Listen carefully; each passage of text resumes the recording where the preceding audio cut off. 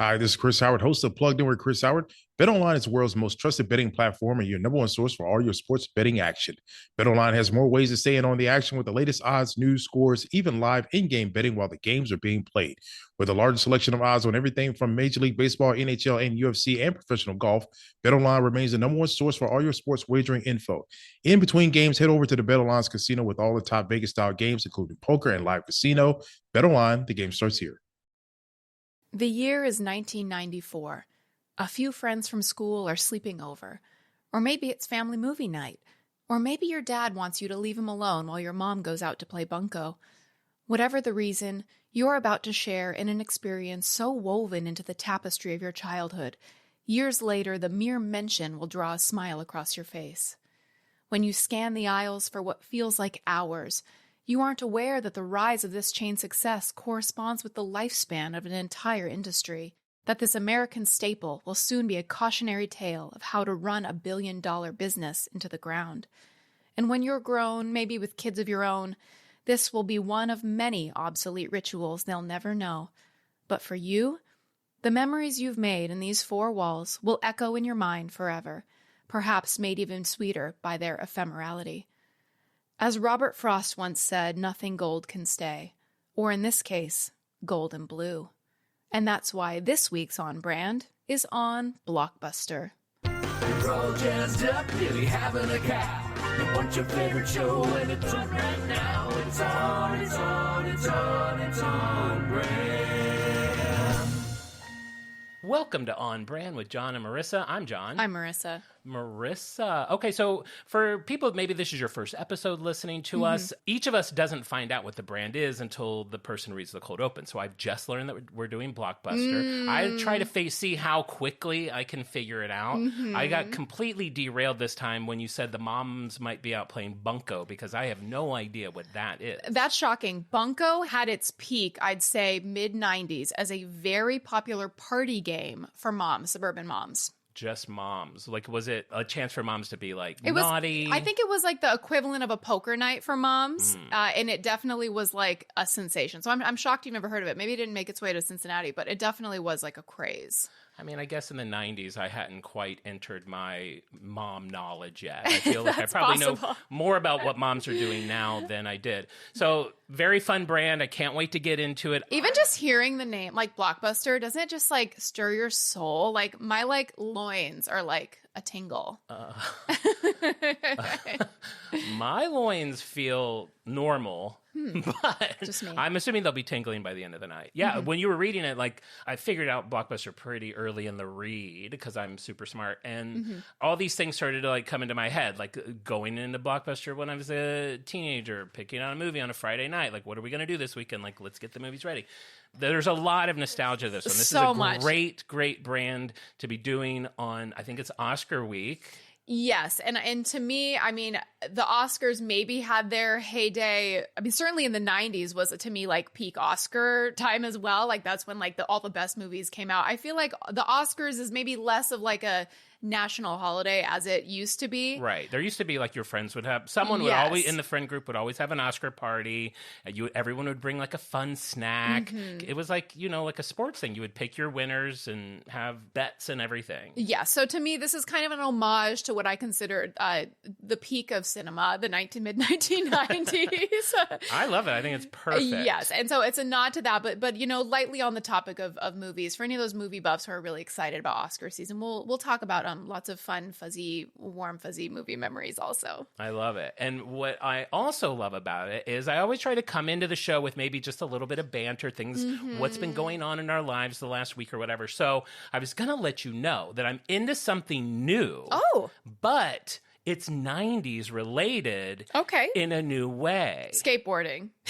Yeah. Rollerblading. I am. I've always been so good on things with wheels. I've never been able to roller skate, rollerblade, surf, anything where I have to stand on something. I can't do. It's not that. Standing, balancing. Once you hear what this is, it'll make so much more sense why I'm capable of doing it. Okay. Now, I wanted you to guess. Pogs. collecting pogs. Yes. I have brought my old pogs out. I started making my homemade pogs, pog cookies.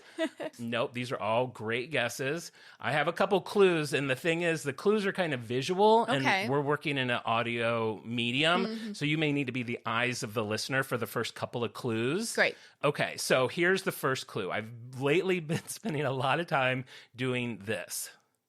Okay, Jon is like staring really intensely ahead and looks like his hands are almost like in a holster. Okay, his eyes are slightly crossing. Magic eye puzzles. Magic eye puzzles. Magic eye puzzles. They've started showing up in my TikTok. And the first time I was like, magic eye puzzle? And I'm just staring at my phone for like 10 minutes. 2 weeks later, I'm now a champion of, like, it's now my goal to go completely cross-eyed and looking through space and time within 5 seconds. Looking at a magic eye on a phone feels so disorienting because to me, like, part of it was that you're in control of your zoom out. You know what I mean? Like, you're like cocking back, you're dialing in, you're side to side. How could you possibly do that on like a 2-inch by 3-inch screen? This feels crazy. You still have to kind of find your place. Sometimes, like, if I'm not getting it, I'll have to like have Alexa make the house dark so that I'm only seeing the screen. I have to, like, if the TV's Alexa, activate magic eye mode, and then the lights know what to do. Yeah, the TV dims, everything goes Louise. dark. But these magic eyes have gotten. It used to just be like you would buy the poster, or you would, I mean, who actually bought them? You would like go to Spencer's or wherever they had. Producer Al just raised a finger. How many magic eyes did you own, Al? I own 2 posters. 2 books.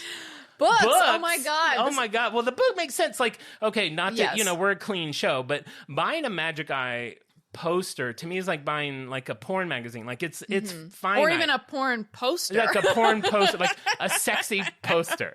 Like you can only look at that one. Like once you have done it, it's done. Pamela Anderson pouring like a jug of milk on her boobs.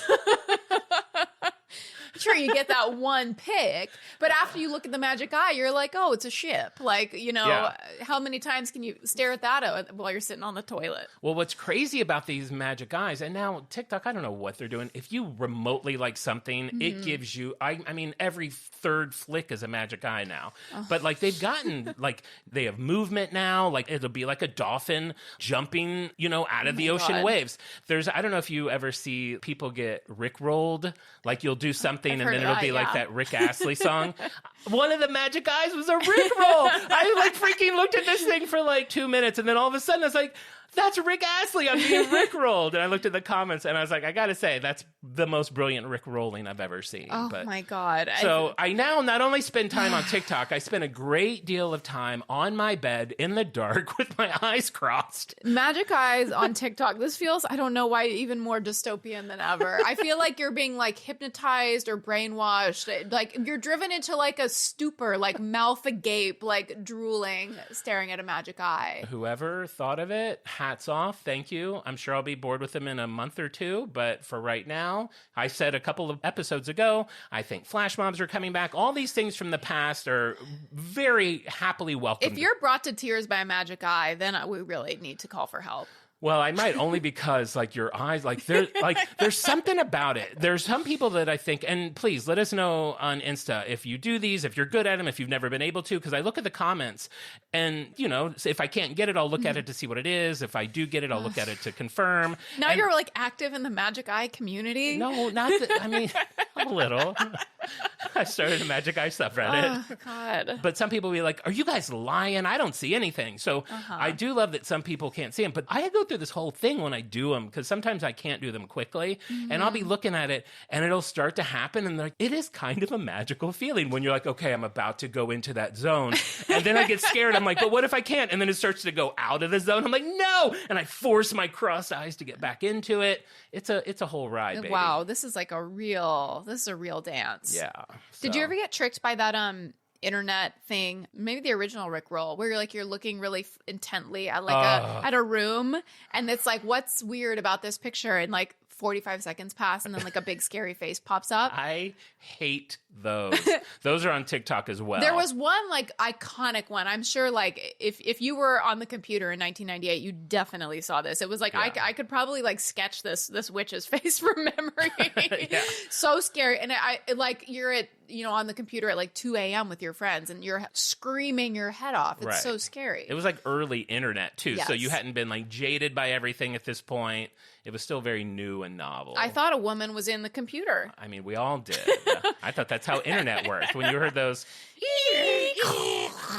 we had the LA Weekly here, and it would have like a CD in it, like 10,000 free hours of AOL. Yeah. And you would just keep using those and those. I was oddly paying for AOL like a couple years past when I realized that no one else did that anymore. Oh, I was like, why do I still have an AOL bill? I've heard of older people who used to rent a telephone from the telephone company who are still, because they're 100 years old, paying whatever, $15, $10 a month for a telephone. They've now spent $40,000 on like a plastic phone. Oh my God. They tried to do that scam with us. There was a time where we wanted a landline for emergencies. I think it was just maybe like a fit of paranoia.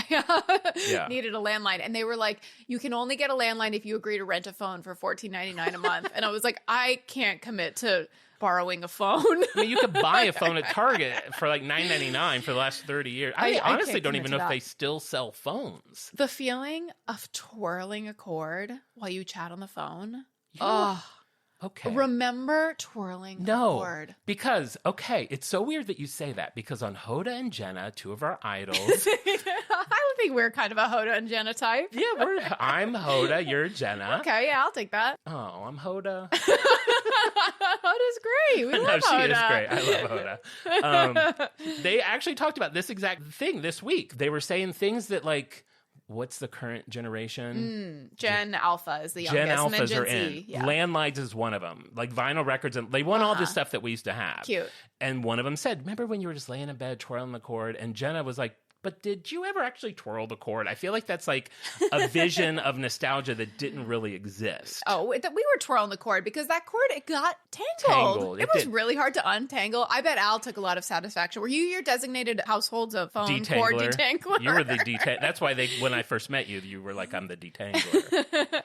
Those curly cords could get kinky. Yeah. And especially like some of them would be really long. So you could like sit in another room while you're talking. Remember how we just had to be corded everywhere? We were corded. My dad, I feel like I may have told this on pod. I don't remember. Somehow my dad would sometimes, I feel like, get talked into buying technology that didn't make the most sense. And our first VCR had a corded remote control. Oh. Like I've never seen that anywhere else on the planet. You know where I could use that now? Here. Apple TV. Yeah. I can't keep track of that dang thing to save my life. I know. And you guys keep it like on a high shelf. Like everything about your remote is so weird. I know that there's a day where that will slip between like the frame of the couch in the innards of the couch. And I will just either have to take a knife to my couch or just it'll be gone for good. Yeah. I'm not a big fan of the Apple remote. It's too slippery. I need a cord. Sometimes I also just want numbers on the thing. Some things are just too... We're a bit old fashioned in some ways. Too simple.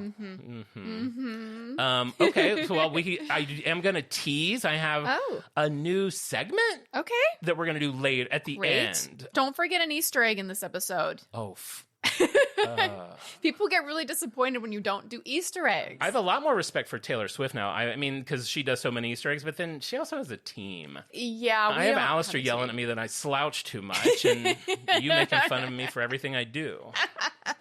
That's a full-time job, putting up with us. Yeah. So Blockbuster Video, how did we get here? What made you pick that? Walk me through it. I'm so nostalgic for the past, this era, this simpler time. Are you familiar at all with the history of Blockbuster? I only have personal experiences. I know that there's one. That they're out of business. Well, that there's one. There is one, I hope you know that there's one. There is one in Bend, Oregon, yes. And I did watch that documentary about that one. But yeah, so there is a documentary. It's called, I believe it's called The Last Blockbuster. And then there's a lot of fun stuff in there. If you're chomping at the bit for some more Blockbuster fun, check that out on Netflix. So what's your personal connection to Blockbuster?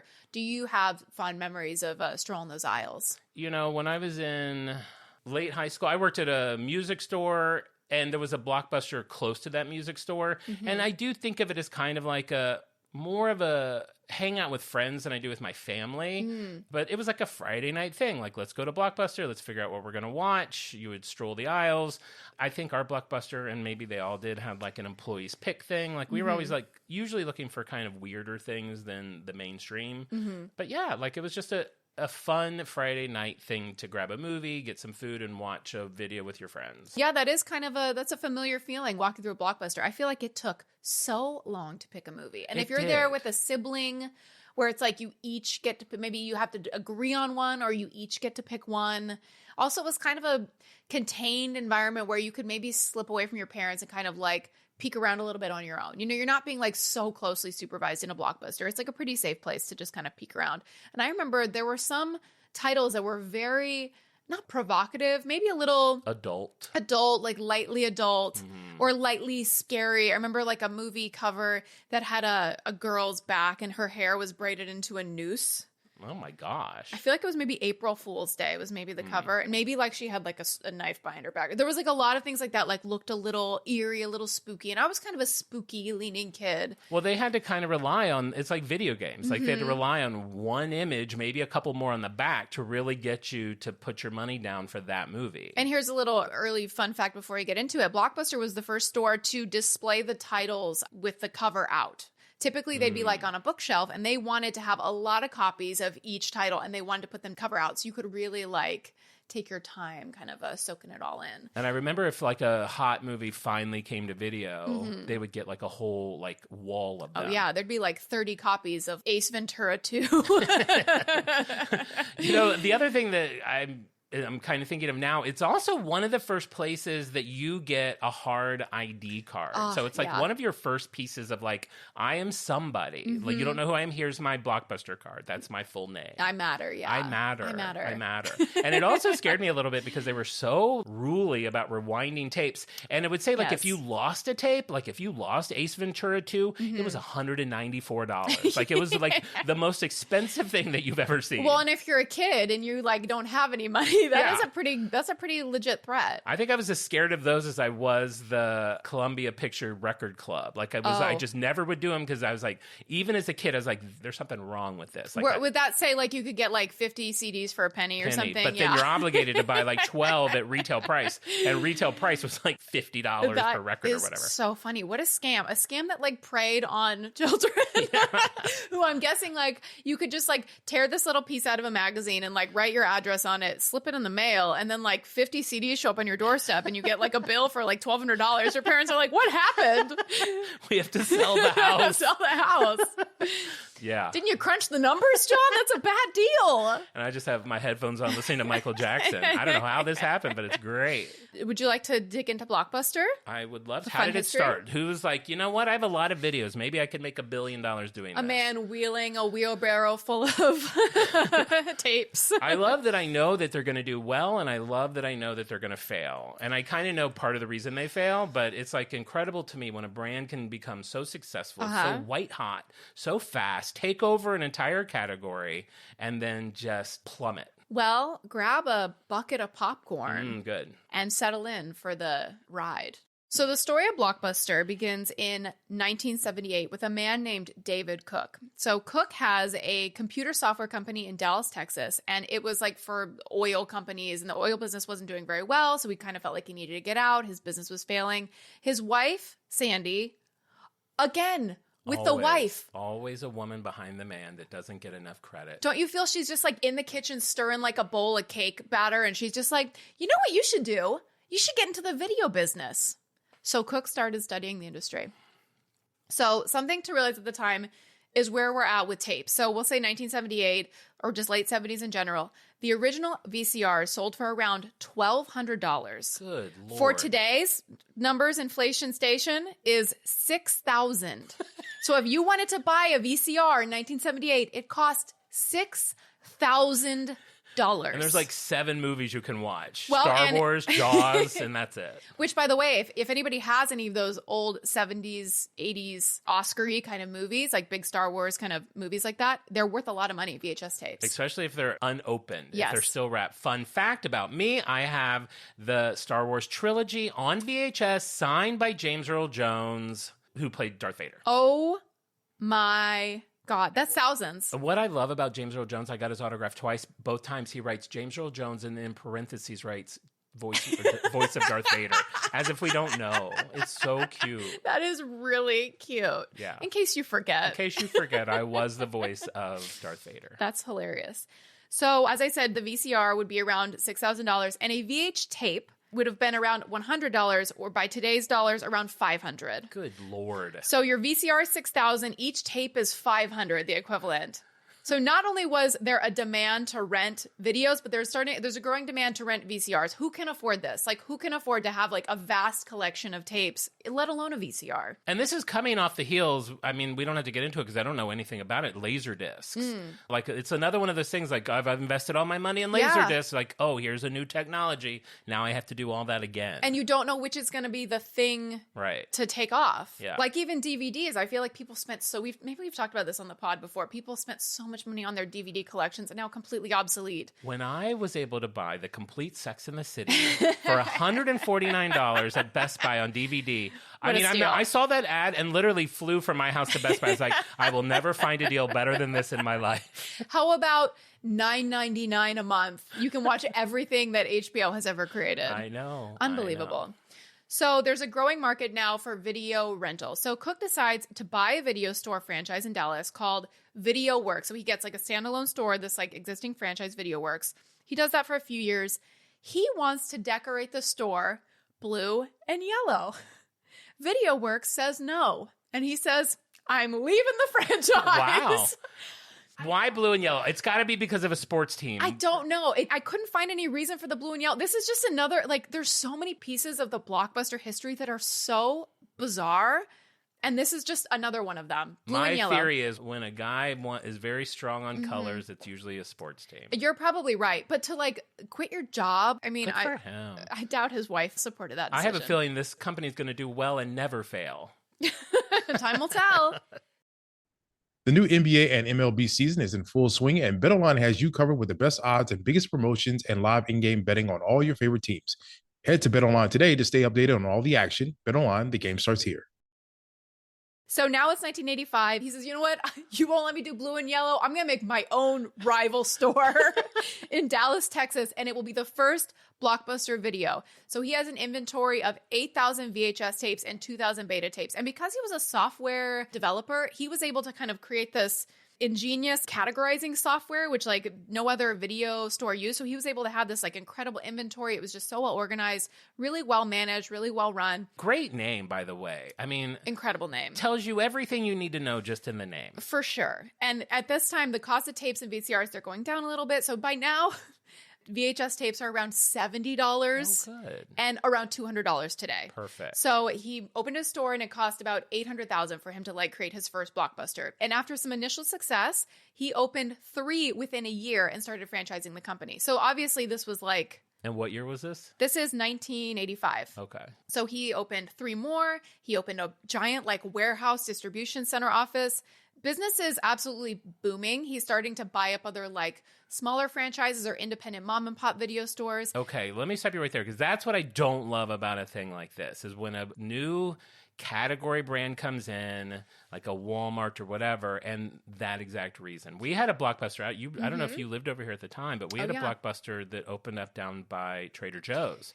And we were like, they're going to shut down Video Journeys and the other video store. And it was at the end of Blockbuster's life, and that didn't happen. But it does make me sad when you start losing all the mom and pops. Oh, yeah. By the way, the last thing I bought at a Blockbuster or even purchased at all at a Blockbuster was Rock Band. The video game set Rock Band.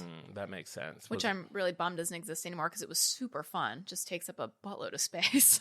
You didn't keep you don't still have yours in the garage? It stopped working. Like the drums stopped syncing. And like, but you know, if I'm playing like Say It Ain't So, God, nothing was better than that. You have your whole band, drums, vocals, guitar, bass. God, Al, was there anything better than playing Rock Band at its peak? Beatles Rock Band, so fun. I feel like either I wasn't around or you guys never asked me to be in the band. That doesn't seem like your vibe. It's not. It's not. I don't like what's that driving one either? Mario Kart? Mario Kart. I just like to drive safely. You like to drive safely. Okay, when I'm playing a game. Next, Blockbuster, 88. So you saying that you don't like Blockbuster kind of eating up mom and pop stores. So at the time, they weren't really like a massive chain at this time. They're like a small independent chain. And actually, the reason why they were kind of taking this moral high ground to converting them to Blockbuster is because they were viewing these mom and pop video stores. A lot of them felt a little seedy, not so family friendly. A lot of them had a back room with porno. Yeah, so the idea was that this is like a place where the entire family could go. Do you have some feelings about this back room full of porno, John? Can you see? Like you're I'm blushing. You're I'm like blushing. literally aglow right now. You're radioactive at the mention of a back room. I mean, it's one of my earliest memories of moving to Los Angeles, and I lived a block away from Video Journeys, which was a awesome video store. Great back room. Great. Well, back room, period. I had never seen a back room. I'm in there, I'm walking around. I was like, that beaded curtain, and it's like adults only. And I'm like, I just moved to California. I am an adult. I'm allowed in there. But like my heart was racing the first time I went through that beaded curtain and saw all those dirty videos. Yeah. Did you leave empty-handed? I think I'm sure not on that first attempt, but I'm sure eventually I rented a video. That was just a little intel mission. Yeah. See what's out there. Man, those were the days. What a weird thing to be able to do. Yeah, I mean, imagine you're browsing with your, 7-year-old, and they're like peeking at like perverts like you slipping into the beaded curtain. So this was kind of they want a different vibe. Okay. I know we're not supposed to talk over each other, but Al's not paying attention because he's been doing magic eyes for 15 minutes. I don't know that just because I enjoy looking at people making love, that makes me a pervert. That's fair. That's fair. You should not be an outcast from society. Thank you. It's the art of lovemaking. You should be celebrated. Thank you. So Cook teams up with a man who would change the course of Blockbuster history forever. This is Harry Wayne Huizenga. And Harry's story is similar to like... Huizenga. Huizenga. We're just going to fly past that. Huizenga. Huizenga. Every time Blockbuster has a misstep, we have to say Huizenga. Huizenga. Okay, because there will be that. many. So Harry, he's of Dutch descent. His grandfather came to the United States from the Netherlands. His grandfather had like a horse and wagon hauling trash. So this was like Harry Huizenga's heritage. This is his family, was like hauling trash in a wagon or through the Netherlands. Good Lord. And so he kind of like followed in his grandfather's footsteps and started a garbage hauling business in Fort Lauderdale. And he started the Southern Sanitation Service, borrowing $5,000 from his father. And he ended up creating the company Waste Management, Inc., an entity that would eventually become a Fortune 500 company. He went on to create AutoNation, which is like, it used to be a newspaper to like buy and sell cars, and now it's a website, obviously. He's an owner of the Miami Dolphins, the Florida Panthers, Florida Marlins. He had humble beginnings, and then he kind of ended up being a big power player. He obviously has some big ideas, and now he is like a partner in Blockbuster. He bought up a bunch of franchises, and now he's like along for the ride, and he's making some big decisions on Blockbuster's behalf. So Huizenga was the one who had the idea to start buying up the sleazy stores in bad neighborhoods. Wow. He didn't like the beaded curtain, so you and him would have had a big beef. Well, then just don't go there, Huizenga. Like, there's other places you don't have to. It's not your job to clean it up. He went to a Blockbuster, and he was like, now this is what a video store should be. So he was like, I want in on this. His anti-video store ideals contributed to him making the slogan of Blockbuster, "Wow, what a difference," which is a jab at the small video stores with the beaded curtains and the porno rooms. I mean, loosely. Like, who's going to connect those dots? That's what he said. That's his jab. Let him have his jab. Wow, what a jab. Huizenga. Huizenga. Huizenga! So business is really starting to take off now. It's the end of 1988. They have 400 locations. So this is in a few years. 400 locations. Okay. This is 3 years since the opening of the first store. The expansion was so fast that for a period of time in 1990, there was a new Blockbuster opening every 24 hours. I never understand. Can you wrap your mind that. around that? No, I can't. Every 24 hours. Wow. 365 Blockbusters opening a year. There's no way this company is going to fail. It's wild, right? Yeah. You just wait. I'm going to run to Blockbuster after this. I'm assuming the one by my house is still there. Here's a fun fact. In 1989, Nintendo attempted to sue Blockbuster, blocking their ability to rent video games, saying that this was like against their licensing their policy? licensing. Yeah. Nintendo ultimately lost the battle. And this is a funny concession.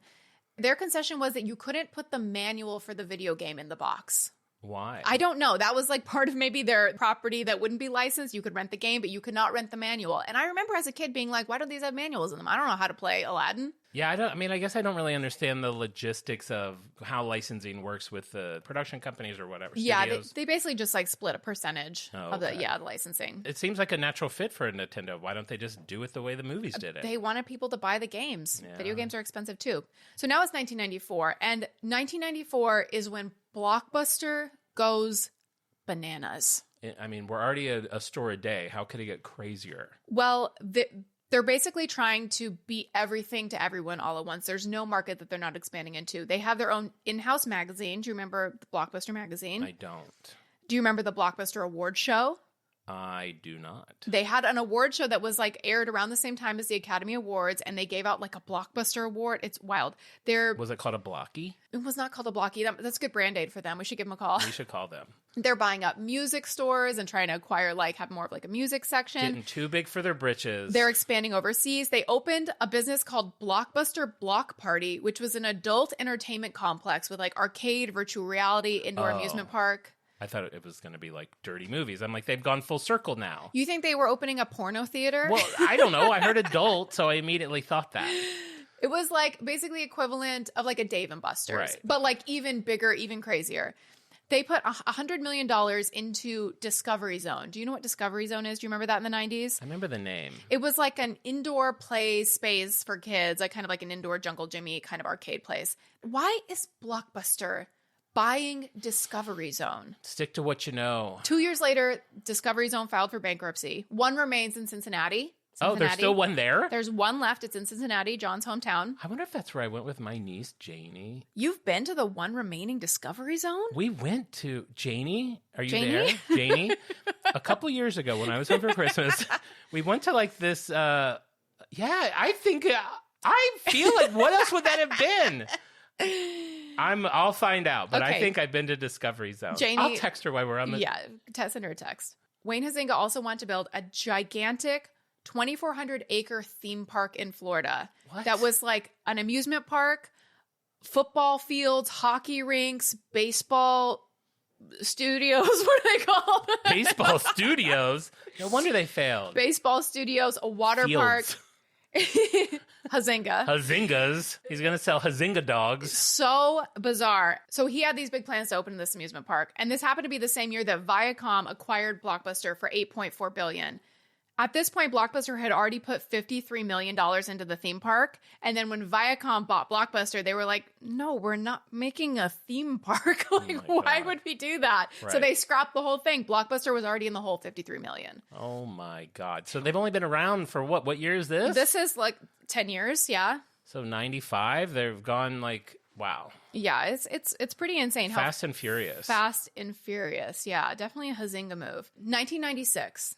A man named Reed Hastings is frustrated with a $40 late fee after checking out no movie other than Apollo 13. Shut up. Spoiler is this like alert. an old relative of yours? The ship makes it back to Earth safely. You finished it. As a little bit of a spoiler, what happens next? Reed Hastings in 1997, after being frustrated with the late fee, as the story goes, started a company of his own. What? A company named Netflix. What? Because of that $40 late? Is that related or is that just like a fun fact? Some say that this is a slight exaggeration, but this is a story that Reed Hastings is very happy to perpetuate, that he was frustrated with a $40 late fee after checking out Apollo 13, and that he then a year later started Netflix. Which, if you're very young, when Netflix first started, was a DVD rental place where you could keep the DVDs as long as you wanted. Absolutely. Netflix had no late fees. I mean, it's funny that this does feel so archaic now, but yeah, you would have a queue on your computer, and then whenever you felt like mailing I probably still have some Netflix DVDs like buried under the couch. I feel like very recently they finally stopped the DVD business and was just like, if you got them, just keep them. Like, Yeah, we don't absolutely. care. So late fees were a huge source of profit for Blockbuster. So they had like a 1 or 3 day rental term. And so for example, in the year 2000, they made $800 million in late fees. Good God. So- and I'm that yeah. person. Like I'm always with everything, even Blockbuster. Like I'm pushing you had to drop it off by whenever, like noon the next day. I'm like there at 12:01. They're like late fee. Like what's 1 minute? Huizenga, come on, my man. So by the time that Blockbuster sold to Viacom, they were kind of feeling like they were scrambling. It was motivated by Blockbuster kind of recognizing that they were not really figuring out how to expand the business. Right.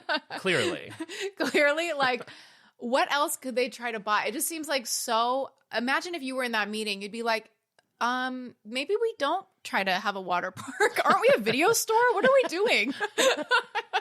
No one's going to say that to Huizenga. Why are we in the water park business? Yeah, that's too much. So by 1997, Blockbuster was only worth, still a lot, $4.6 billion, but they lost $3.8 billion in just 3 years. Okay, let's just for a minute picture Blockbuster 1997. The shipment of Titanic tapes comes in. The double tapes. Oof. So many feelings about the double tapes. Oh my God. As much as I love Titanic, how much did we hate having to eject a VHS tape and put it in another tape? Well, and how much does it kind of like interrupt the swell of emotion for it to be like the title screen to come up that says like, please eject tape 1 and insert tape 2 to continue on your journey aboard the Titanic. Yeah. No offense to the filmmakers of Titanic, but... I mean, how could they have fit it all on one tape? They had to do it with Forrest Gump, too. Forrest Gump wasn't 2 tapes. Yeah, wasn't it? No, Forrest Gump was 1 tape. No, it was 2. Al, can you look this up? I would bet my life. eBay, Forrest Gump VHS 2 tape. $1,200. $1,200. I have one at home. Do you really? No, I mean, who knows, probably. Probably. I don't know what I have in my VHS collection. How big is your VHS collection? It shrunk a lot. So it's 1997. Blockbuster is floundering. They don't know what's happening. They hire Taco Bell former president, this guy, Jon and to be the new president of Blockbuster, new CEO. And so they're like trying to figure out like, what's our next move? Warner Brothers offered them a deal to basically have like exclusive rights to new DVD releases to where Blockbuster would get like releases for a period of time before they'd be on sale for the general public. The studio, you're curious about the inner workings of the deal. I'll tell you. Kind of. Studio was to receive 40% of rental revenue in return, which was the same deal that they had for VHS tapes. So for every rental, the studio would get 40%. That was like the deal for tapes. They wanted to do the same thing for DVDs. Blockbuster turned the offer down. They were just going to stick with VHS? Huizenga. That is a major Huizenga. Like, why? And so what the studios did was that they lowered the price of DVDs so significantly to compete with the rental industry. So this is when the price of DVDs really started to come down. They started to get really affordable because they're kind of like, okay, you're not going to like give us the same deal we had with tapes. You're just like not going to rent DVDs. Like, well, then we'll just start selling them for like really cheap. So people realize they just buy DVDs instead of renting them. What a weird time. So other mass retailers followed suit. DVDs are selling below wholesale price as a loss leader in hopes of drawing customers to their stores, selling them more profitable items. It's like they want you to go to a Best Buy or a Circuit City. You know what I mean? It's the Costco chicken of Best Buy. Yes, it's the Costco chicken model. Sell something for really cheap just to get them in the door. So unable to match prices, Blockbuster's business model was severely affected. This is a big Huizenga. This is one of many Huizengas. That's a major Huizenga. So Blockbuster, they're still trying to figure out like what their moves are. They're making some Huizengas, some bad decisions, trying to recover from their losses.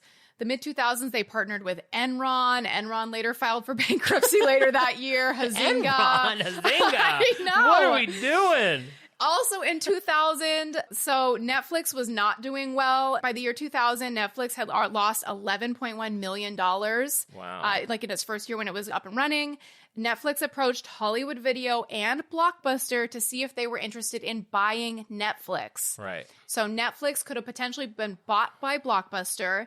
Blockbuster flat out said no. Huizenga.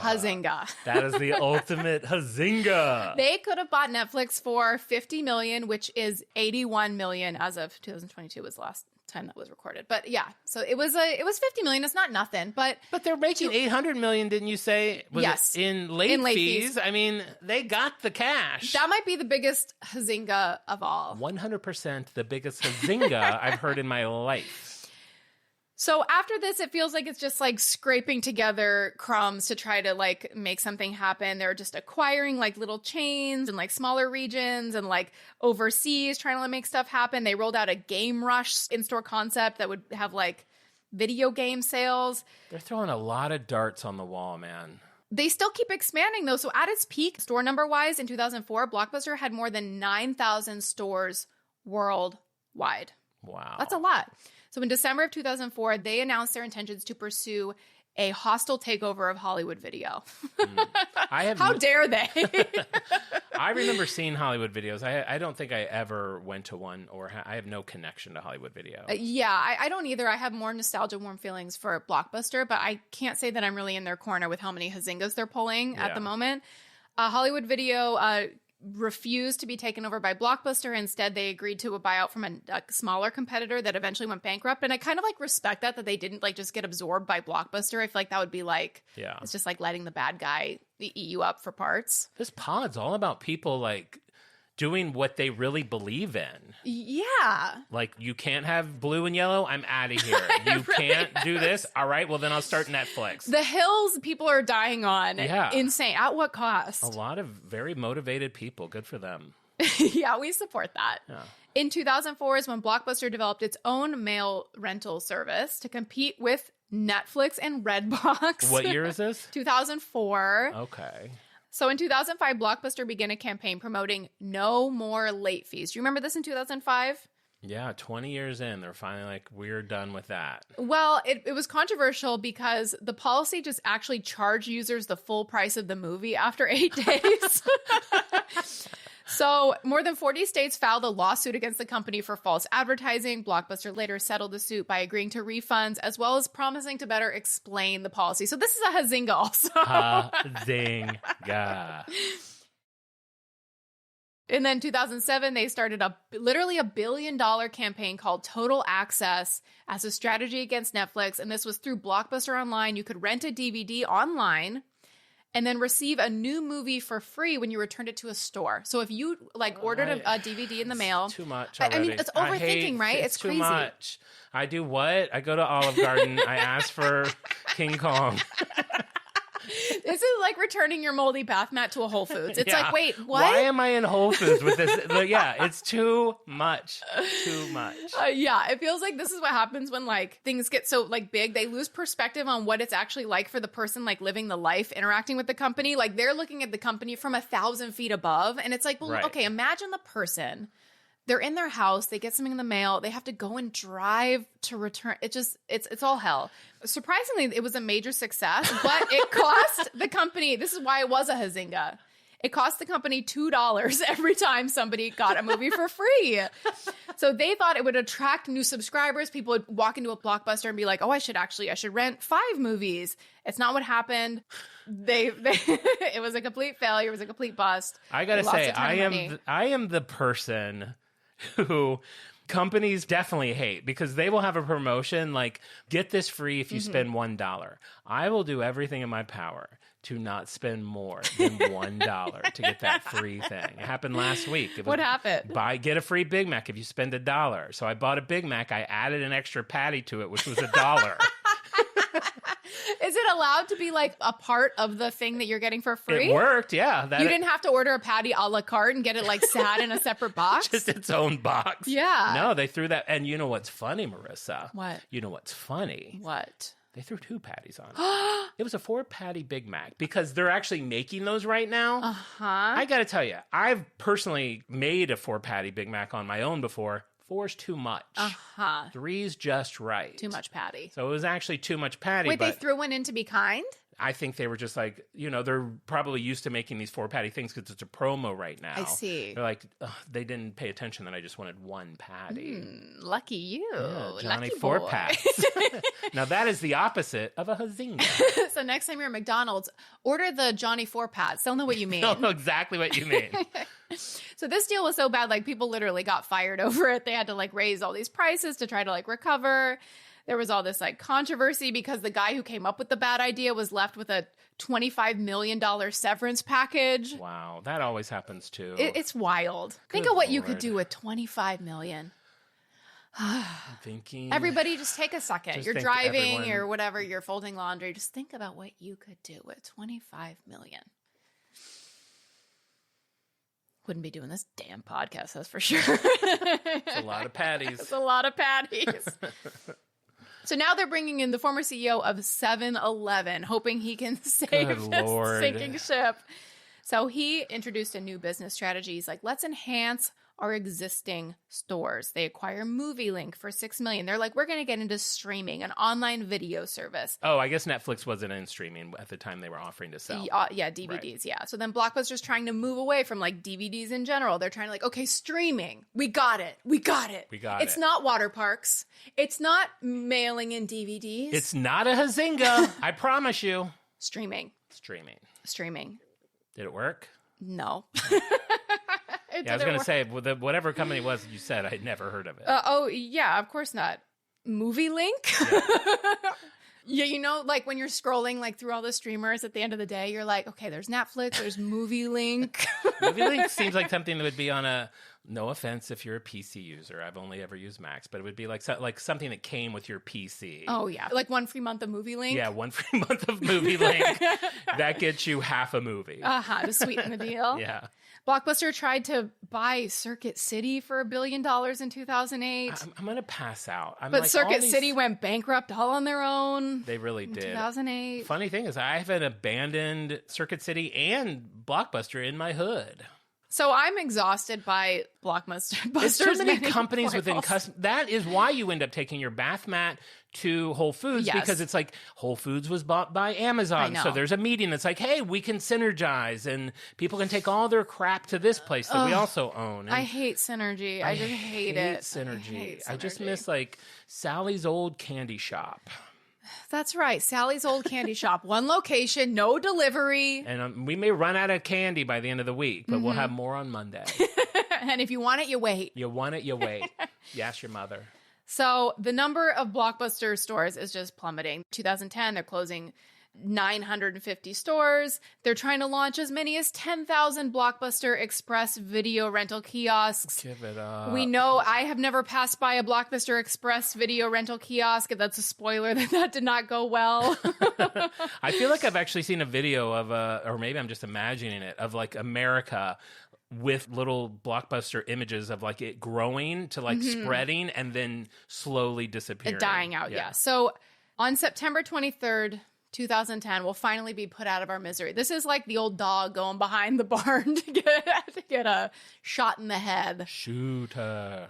2010, Blockbuster files for Chapter 11 bankruptcy protection due to challenging losses. $900 million in debt, which now, by today's standards, over $1.2 billion. So this is a lot in debt. When they filled out their bankruptcy paperwork under reason for filing, did they put multiple Huizengas?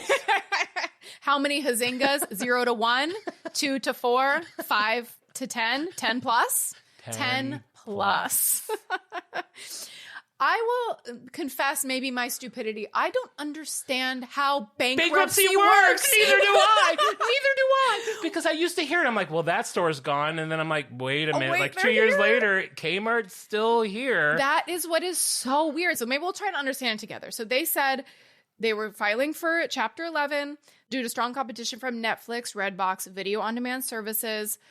At the time of its Chapter 11 filing, Blockbuster said it would keep its 3,300 stores open. Yeah, it's something. What's happening? Well, I remember people would personally file for bankruptcy and they would be like, that's going to mess up your credit for 7 years. So I think it might have something to do with something comes in, maybe a bank comes in and helps you, but it doesn't mean you have to close. It just kind of tries to get you back on track. I guess the way I'm thinking of it, like the Dish Network tried to buy Blockbuster. So I'm thinking of it like Monopoly. When you like go bankrupt in Monopoly, like your properties get like cashed out. You know what I mean? Or Yeah. you have to like pay other people's debts to like.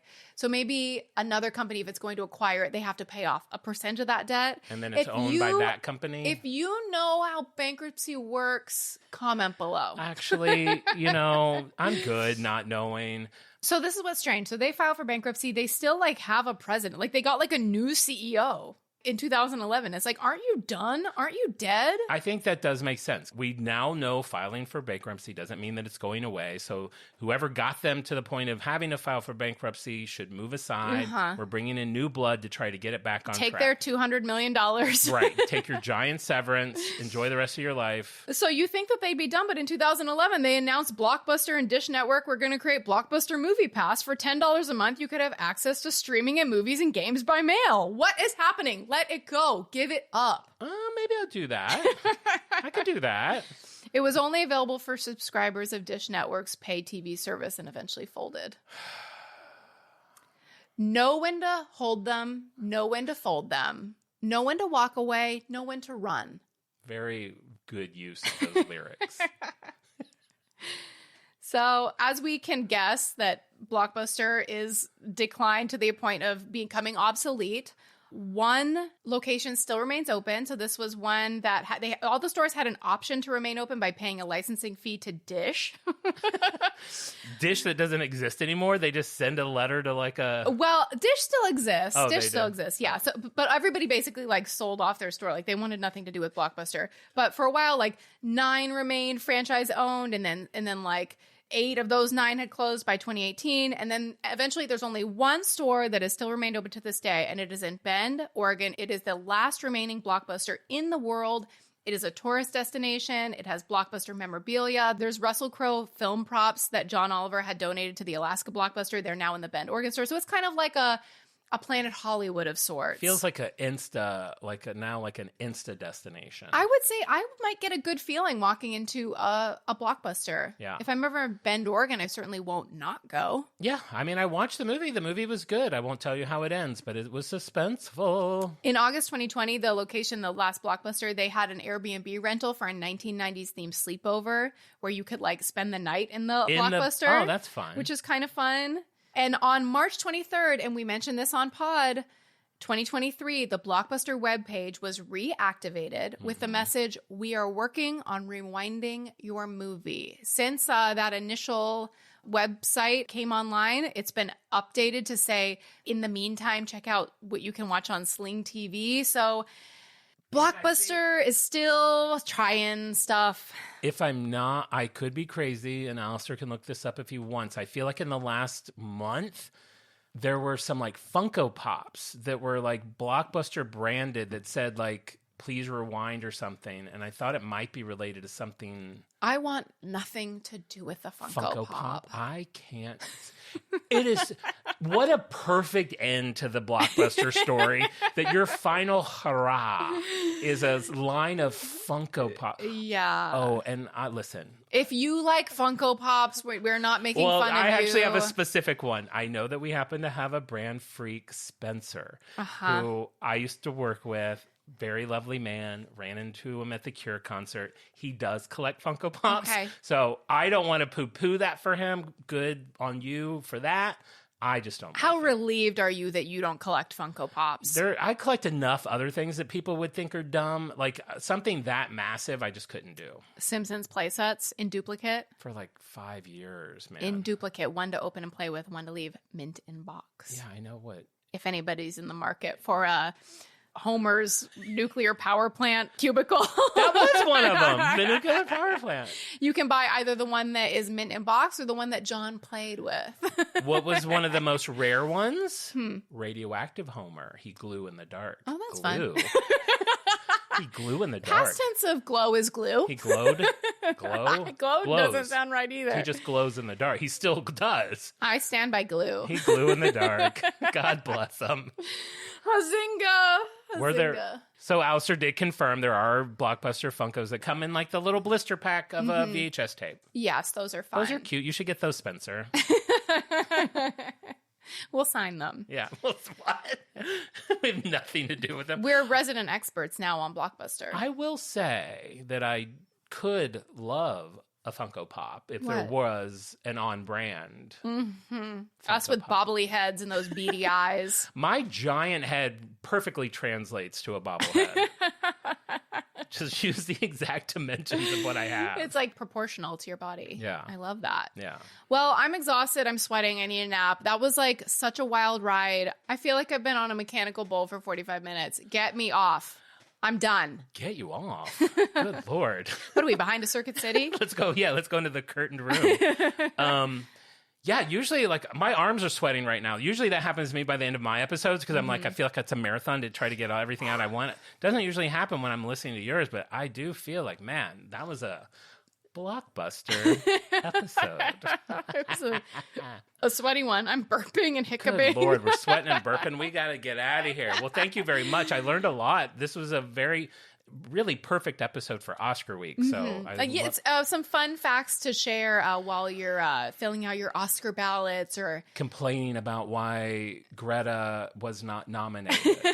Whatever you're doing this Sunday. Is it Sunday? I don't even know when Oscars are anymore. We don't even know when it is, and we live in like 2 miles from where it will take place. That is true. We'll just we stay home so we don't get stuck in traffic.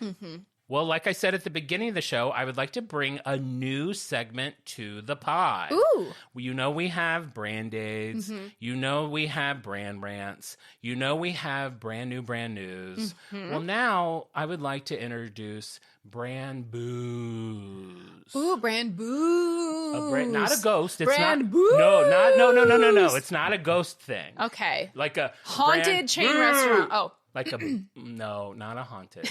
This is when a brand has been a bad boy. Okay. So leather jacket, sunglasses. No, not like a good bad boy. Not like a 50s cool guy. My like latest reference for a bad boy is the Fonz. That's Henry rough. Winkler. That's rough. Henry Winkler's probably 83 years old now. So our inaugural brand boo, as I'm sure you've heard, there's been a couple this week, but I'm only going to pick one.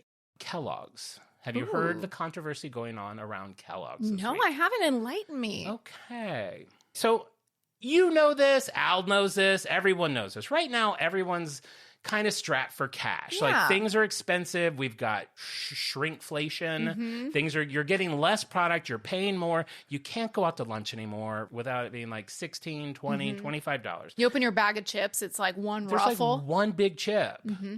I mean, depending how big it is. Ooh, that's maybe a good move to like get around shrinkflation is to sell one big chip. Like if the package was like the size of a pillowcase. Yeah. You open up and just pull out this giant chip. Okay, they don't though. Brand aid. There you go. That was a brand aid. Unexpected brand aid. So this past week, the CEO of Kellogg's, Gary Pilnick, said in an interview to CNBC that because people are struggling so much with money, maybe for dinner now, everyone should just start having cereal.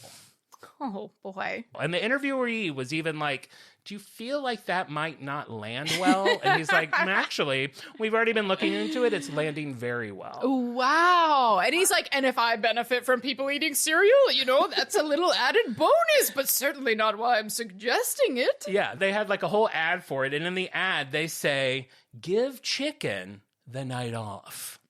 Give chicken the night off, have a bowl of cornflakes for the family. I would not encourage struggling families to only eat cereal, but I have had cereal for dinner before. Oh, I have too. I love it. I'm just not a billionaire saying you can't afford mashed potatoes and gravy. Have some of my cereal.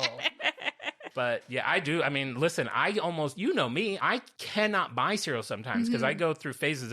When I go through a cereal phase, I'll eat cereal for like 2 weeks. Oh, yeah. Every meal. I love cereal. When I would eat cereal, it would be like the old cowboy at the bar. Like I'd be like, leave the box.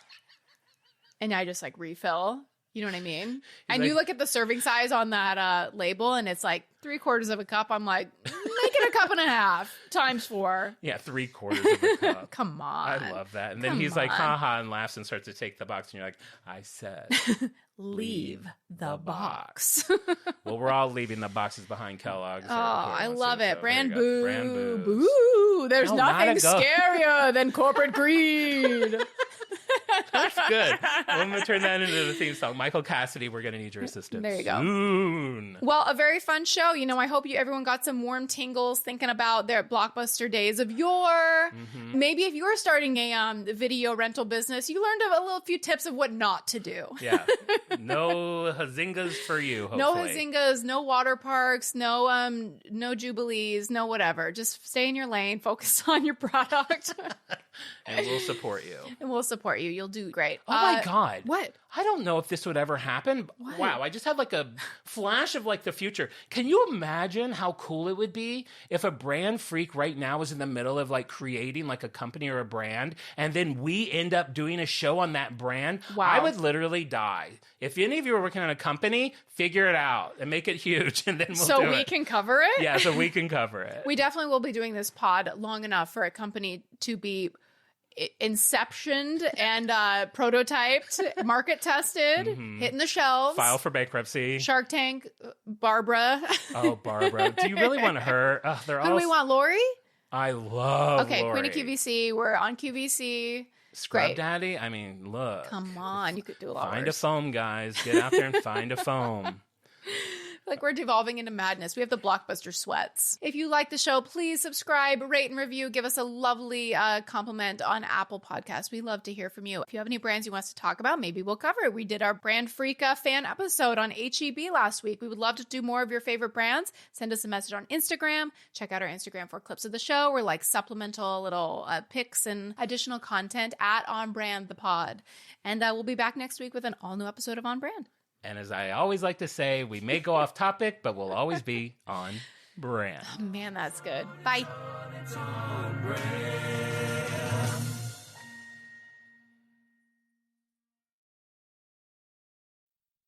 If you're looking to streamline your audio advertising buys and maximize your revenue, look no further than Triton Digital's programmatic audio advertising exchange, A2X. The private exchange consists of only licensed broadcasters and top-tier internet radio publishers, assuring the quality inventory and brand safety you can trust. Visit www.tritondigital.com to learn more.